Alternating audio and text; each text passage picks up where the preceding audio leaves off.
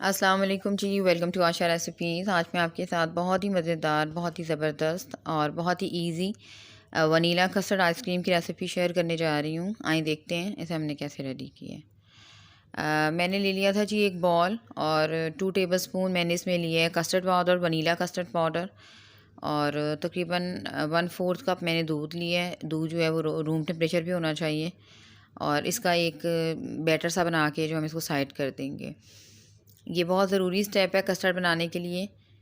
अक्सर इसी तरह से कस्टर्ड बनाया जाता है। अगर हम डायरेक्ट पाउडर को डाल देंगे दूध में तो वो बिल्कुल लम्प से बन जाएंगे, तो वो फिर सही जो है रिज़ल्ट नहीं आएगा। तो यहाँ पे मैंने इसको साइड कर लिया था और 250 ग्राम के जी मैंने 2 कप लिए थे दूध के। फुल फैट मिल्क लिया था मैंने। उसको हम करेंगे सबसे पहले बॉयल।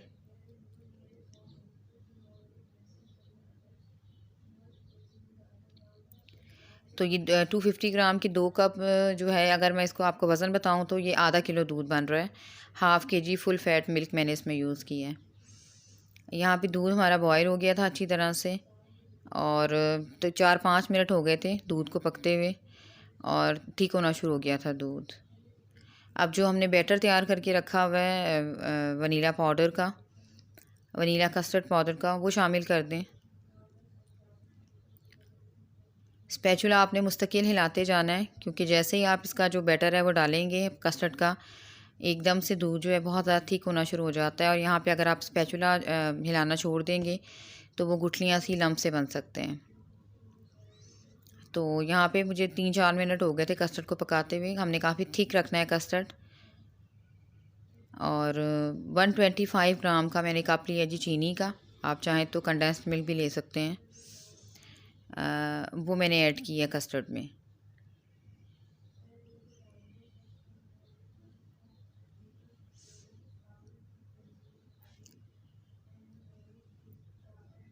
कस्टर्ड हमारा बिल्कुल रेडी हो गया था यहाँ पे। और अब मैंने इसमें शामिल की थी चीनी। आइसक्रीम में अगर आप मीठा थोड़ा सा कम रखेंगे तब भी आइसक्रीम आपकी अच्छी नहीं बनेगी, और अगर आप ज़्यादा रखेंगे तब भी अच्छी नहीं बनेगी। तो दूध के हिसाब से मैं आपको जो मेजरमेंट बता रही हूँ उसमें बिल्कुल परफेक्ट बनेगी आपकी आइसक्रीम। जैसे ही मैंने चीनी डाली है, आप देख सकते हैं कि हमारा जो कस्टर्ड का बैटर था वो पतला होना शुरू हो गया था। तो इसको भी हमने 5-6 मिनट पकाना है। बिल्कुल थिक सा हमने कस्टर्ड रेडी करना है।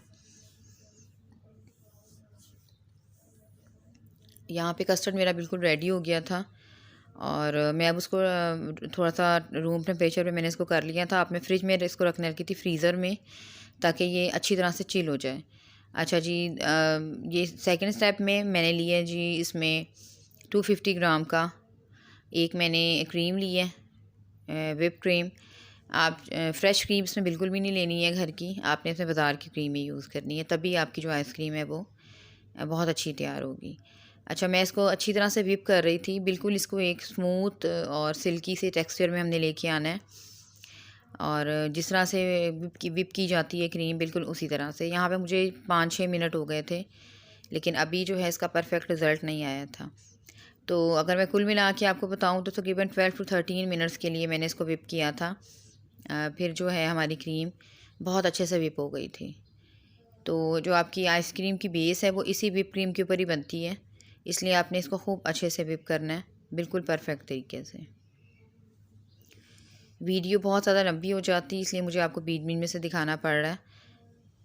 और यहाँ पे आप देख सकते हैं क्रीम जो है हमारी काफ़ी हद तक व्हिप हो गई है।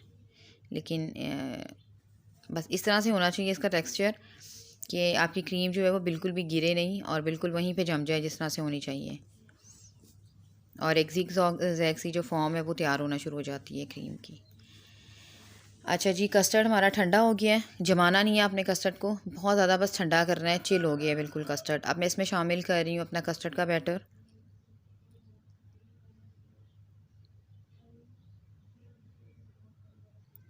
ये थोड़ी थोड़ी सी हल्की हल्की सी जमना शुरू हो गया था कस्टर्ड, लेकिन आपने इसको बर्फ़ नहीं बनाना, बस इसको बहुत ज़्यादा ठंडा करना है। अच्छा जी, येलो कस्टर्ड था वनीला, लेकिन मैं इसमें थोड़ा सा टच दे रही हूँ ग्रीन कलर का। तो ये एक बड़ा प्यारा सा लाइट सा ग्रीन कलर मेरा तैयार हो गया था। ये ऑप्शनल है टोटली। अगर आप उसको येलो कलर ही देना चाहते हैं तो आप चाहें तो येलो फूड कलर शामिल कर सकते हैं।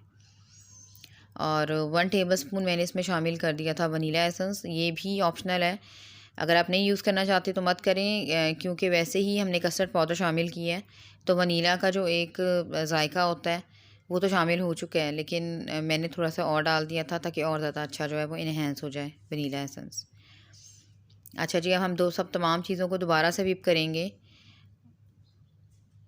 इसको बहुत ही ज़बरदस्त, बहुत ही क्रीमी से फॉर्म में हमने लेके आ जाना है बैटर को, और थिक बैटर आपका रेडी होना चाहिए। तो ये बात सारी विपिंग के ऊपर है, जितनी ज़्यादा अच्छी आपने विप किया होगा अपने बैटर को, उतनी अच्छी आपकी आइसक्रीम जो है वो तैयार होगी और इसमें क्रिस्टल वगैरह जो है वो नहीं बनेंगे। आहिस्ता आहिस्ता आप देख सकते हैं एकदम क्रीम की जो बैटर की जो मकदार है वो बढ़ती जा रही है। ये इस पे होता है कि आपने जितनी अच्छी क्रीम विप की हो उतना अच्छा आपका तैयार होता है। साथ साथ इसको साफ़ करते जाएं और मिक्स करते जाएं। और ये है कि मैंने इसको बहुत ज़्यादा तेज़ स्पीड पे नहीं रखा, बिल्कुल लाइट सी स्पीड के ऊपर जो है मैं इसको बना रही हूँ।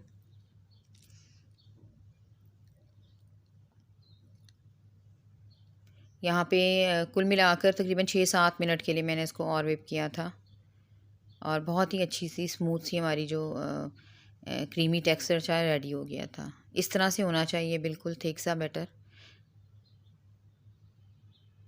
ये है परफेक्ट।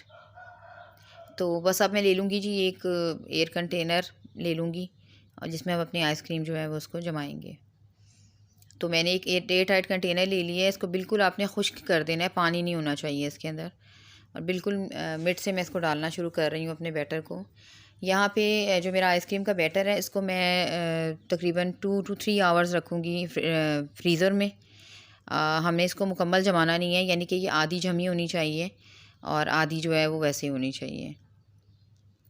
तो फ़िलहाल मैं इसको रखने लगी हूँ फ्रीज़र में। जब ये 2-3 घंटे इसके हो जाते हैं तो फिर मैं आपको इसकी शक्ल दिखाती हूँ।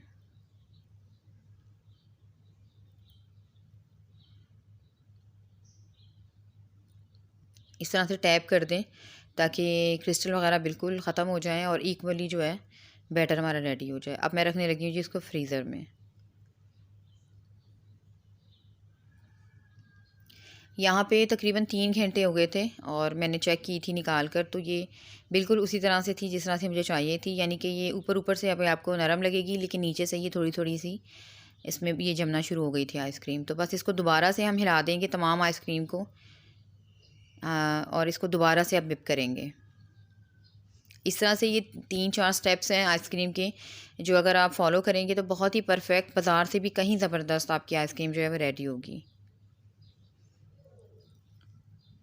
अब मैं दोबारा से इसको विप करने लगी हूँ। इस तरह से इसका टेक्सचर होना चाहिए, आधी जमी हुई है और आधी नहीं जमी हुई। दोबारा से बॉल में डाल दें। बस ये इसका फ़ाइनल स्टेप है। ये अगर आपने बहुत अच्छी तरह से परफेक्ट कर लिया तो बहुत ही ज़बरदस्त आपकी आइसक्रीम जो है वो रेडी हो जाएगी। और कलर भी बहुत ही खूबसूरत आया हमारी आइसक्रीम का, और ये इतनी ज़बरदस्त तैयार हुई थी कि मैं आपको बता नहीं सकती हूँ। वीडियो पूरी देखा करें, उसको बीच में स्किप ना किया करें। अगर आप थोड़ी देर के लिए भी स्किप करेंगे तो उस तरह से रिज़ल्ट नहीं आएगा आपकी रेसिपी का, चाहे वो कोई भी रेसिपी हो। अच्छा जी, यहाँ पे मैं दोबारा से इसको विप करना शुरू हो गई थी। आप देख सकते हैं कैसे स्मूथ सा इसका टेक्सचर जो है वो रेडी हो रहा है। थोड़ी थोड़ी करके मैं इसको कर रही हूँ ताकि तमाम जो आइसक्रीम का बैटर है वो इक्वली विप हो जाए। इसी जो लास्ट स्टेप है जो इस वक्त मैं कर रही हूँ, इसी के ऊपर आपकी सारी आइसक्रीम की बेस है। ये अगर आपने अच्छा कर लिया तो बहुत ही ज़बरदस्त क्रिस्टल फ्री आपकी आइसक्रीम जो है वो रेडी होगी। और तकरीबन 4-5 मिनट मैंने इसको विप किया था, बहुत ही अच्छे से रेडी हो गई थी, क्योंकि पहले ही काफ़ी विप हो चुकी है। लेकिन इस आखिरी स्टेप में आपने जो जितनी जमी हुई आइसक्रीम है और जितनी नहीं जमी हुई है उनको इक्वली जो है वो मिक्स कर देना है। तो तकरीबन 4 से 5 मिनट जो है मुझे इसमें भी लग गए थे।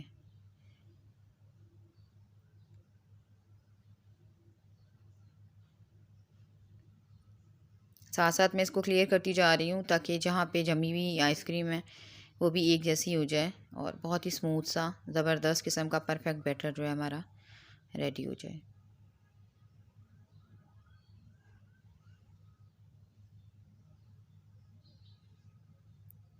तो बस यहाँ पे मिक्सचर जो था बहुत अच्छे से विप हो गया था हमारा आइसक्रीम का।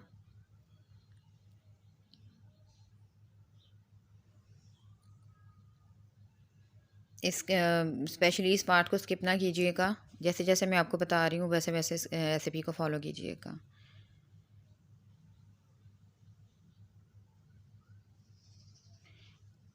और यहाँ पे बैटर मेरा बिल्कुल रेडी हो गया था। मैं आपको पास से दिखा रही हूँ, इस तरह से इसका स्मूथ सा बैटर था, थिक और स्मूथ सा बैटर चाहिए था।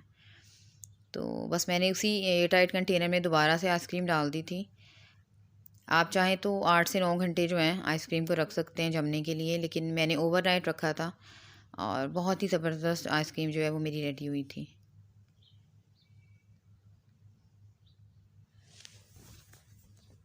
तो बस इसी तरह से सारा बैटर डाल दें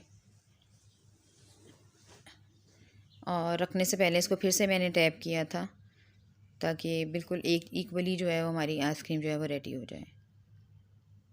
इर्द गिर्द की जो सारी है उसको साफ़ कर दें, क्लीन कर दें। और ये बैटर हमारा बिल्कुल जो है आइसक्रीम का रेडी है फ्रीज़ करने के लिए। ये बहुत ज़रूरी स्टेप है, अगर आपने इसको ऐसे नहीं किया, टैप नहीं किया, तो एयर बबल्स शामिल हो जाएंगी और क्रिस्टलाइज हो जाएगी आपकी आइसक्रीम, तो वो अच्छी नहीं लगती है। बस यहाँ पे जी मैंने रख दिया था इसको, मैंने ओवरनाइट रखी थी और बहुत ही ज़बरदस्त आइसक्रीम जो है वो हमारी रेडी हो गई थी। तो बस अब मैं इसे स्कूप की मदद से डिश आउट कर रही थी और आपको दिखा रही हूँ। आप देख सकते हैं कितना ज़बरदस्त टेक्सचर आया हमारी आइसक्रीम का और बहुत ही स्मूथ, बहुत ही सुपर सिल्की और बहुत ही मज़ेदार आइसक्रीम जो है हमारी रेडी हुई थी। अच्छा जी, मैंने कुछ बादाम जो थे उनको ड्राई रोस्ट किया था और फिर थोड़ा सा वो भी गार्निशिंग के लिए यूज़ कर लिया था। अगर आपके पास पिस्ताशियो हैं आप वो भी डाल सकते हैं, कोई भी नट्स यूज़ कर सकते हैं, और ना चाहें तो कुछ भी नहीं कर सकते हैं। वैसे ही आपकी आइसक्रीम जो है बहुत ज़बरदस्त रेडी हुई है।